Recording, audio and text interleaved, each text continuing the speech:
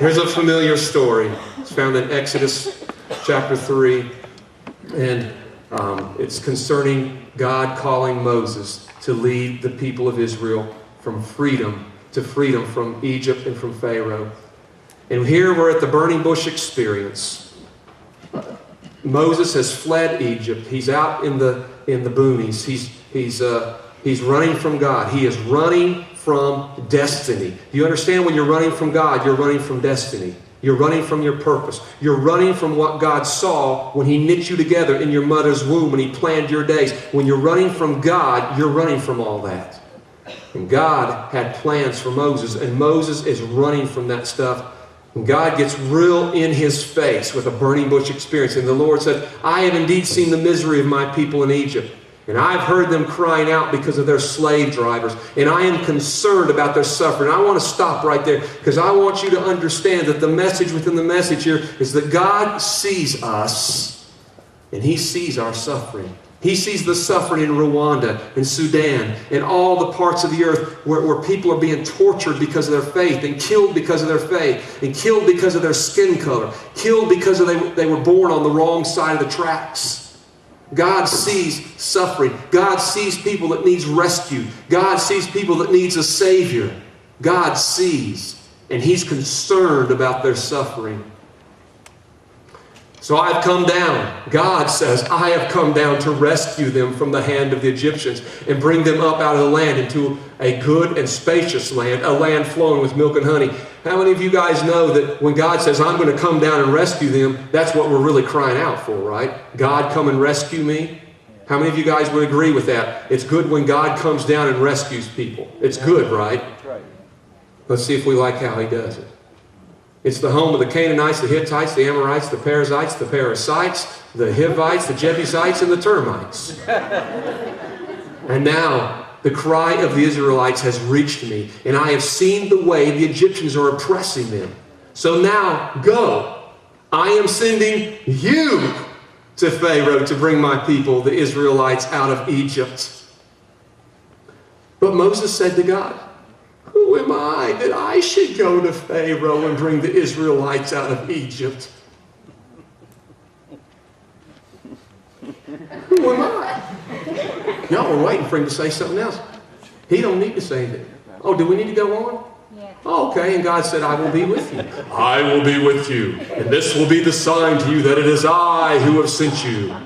When you have brought the people out of Egypt, you will worship God on this mountain. Now we'll stop, because we've got all the voices in there now. You know what God sounds like? You know what Moses sounds like. He's a wimp. Who am I? And God's like, whoa. He's like, who am I? How accurate is that voice for Moses when looking in our own mirrors, however? Who am I? And we see here that as certain as God is, as certain as God's ability to see the needs of humanity is, as certain as the reality is that God looks at us, knits us together in our mother's womb, knits into the fabric of our being, gifts, abilities, talents, as sure as all that is, as sure as the plan of God is for our life, as sure as the destiny and the purposes of God is for our life, it all hinges on one thing: self-perception. Everything from God to your destiny hinges on your self-perception. How you see you.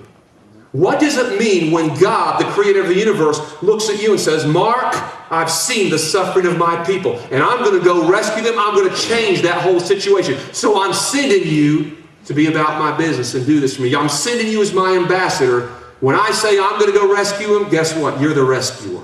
I'm sending you. What does it mean when God looks at a man and says, I see my people, they need help. I see you as the man that can help them. I see there's a problem there. I see you as the solution. What does that mean when the living God can look at our lives and say, wow, I see you as the solution to their problem? What a compliment. And the living God who's omnipotent, omniscient, In omnipotence, he can do everything, but in his omniscience, he knows everything, and he knows there's a best way to do something, and the best way is to raise you up and do it. Who are we to argue with the omniscient God of creation? God says, I see them, and I see you, and I'm raising you up. Who are we to respond back to the living God with, well, who am I? Who am I to do this? Moses was struggling with how he saw himself. And because he did not see himself very well, then he could in no way see that God's plan could ever come to pass. Our purpose and our destiny, not just for us, but people that God has called us to, hinges on one thing: our self-perception.